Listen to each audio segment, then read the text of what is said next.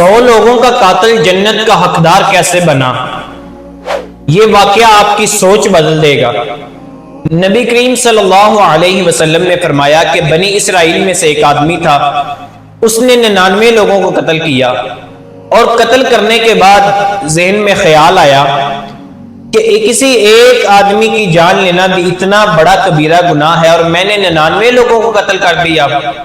اس خیال کے اندر کسی راہب کے پاس چلا گیا، جا کر کہنے لگا کہ میں 99 لوگوں کو قتل کر چکا ہوں، کیا اللہ کے ہاں میرے لیے کوئی معافی ہے؟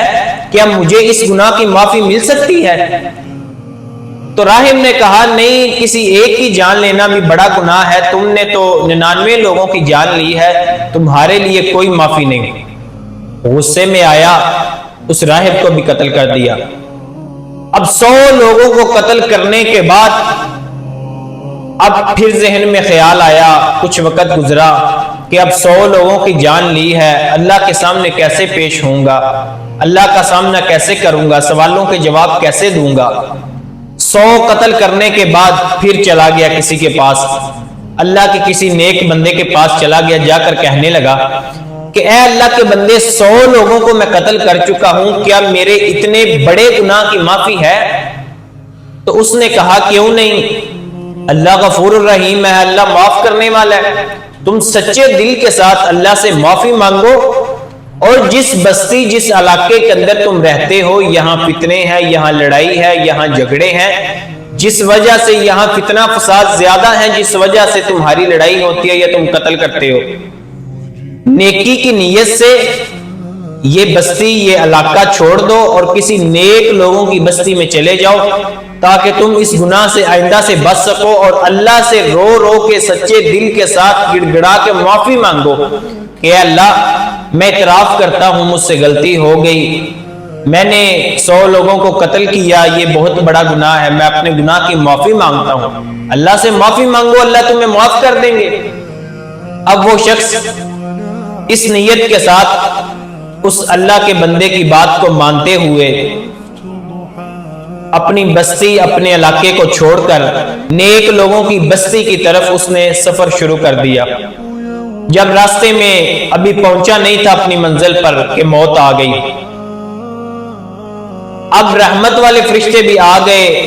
اور عذاب دینے والے فرشتے بھی آ گئے۔ عذاب دینے والے فرشتے کہنے لگے کہ ہم اس کو لے کے جائیں گے، اس نے ابھی تک کوئی نیکی کی نہیں ہے، ابھی یہ نیکی کی طرف چلا تھا، ابھی اپنی منزل پر پہنچا نہیں ہے، نیک لوگوں کی بستی میں پہنچا نہیں ہے، کوئی نیک عمل کیا نہیں ہے، ابھی اس نے کوئی اعمال کیے نہیں ہیں، ہم اس کو لے کے جائیں گے۔ اور رحمت والے فرشتے کہنے لگے نہیں، یہ اللہ کی رضا کے لیے اللہ سے ڈرتے ہوئے اس نے اپنے گناہوں کی معافی طلب کی، اور معافی طلب کرنے کے بعد یہ نیک لوگوں کی بستی کی طرف سفر کر رہا ہے۔ اللہ تعالیٰ نے فرشتے کے ذریعے کسی فرشتے کو انسانی شکل میں بھیجا، اور وہ آ کے کہنے لگا کہ آپ کا کیا معاملہ ہے؟ اس نے کہا آپ لڑتے کیوں ہیں؟ آپ زمین کو ماپ لیں، جس جانب فاصلہ کم ہوا، اگر جدھر جا رہا تھا اس جانب فاصلہ کم ہوا تو رحمت والے فرشتے لے جائیں گے، اگر جہاں سے آ رہا تھا اس جانب فاصلہ کم ہوا تو عذاب دینے والے فرشتے اس کو لے جائیں گے۔ ان کے درمیان یہ فیصلہ ہوا، انہوں نے زمین کو ماپا، اور زمین جو ہے جس طرف وہ جا رہا تھا اس طرف فاصلہ کم ہوا، اور رحمت والے فرشتے اسے لے گئے۔ حدیث میں آتا ہے کہ اللہ تعالیٰ نے زمین کو حکم دیا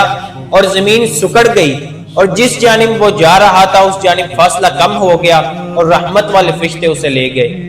اس حدیث سے ہمیں سبق کیا ملتا ہے کہ آپ جتنا مرضی بڑا گناہ کر لیں، بڑے سے بڑا آپ کا گناہ ہو، اگر آپ خلوص نیت کے ساتھ اللہ تعالیٰ سے ڈر کے، تقوی اختیار کر کے، اللہ تعالیٰ کے خوف کی وجہ سے اپنے گناہ کا اعتراف کرتے ہوئے اللہ تعالیٰ سے معافی مانگیں گے سچے دل کے ساتھ، تو اللہ تعالیٰ آپ کے بڑے سے بڑے گناہ کو بھی معاف کر سکتا ہے۔ اللہ تعالیٰ غفور الرحیم ہے۔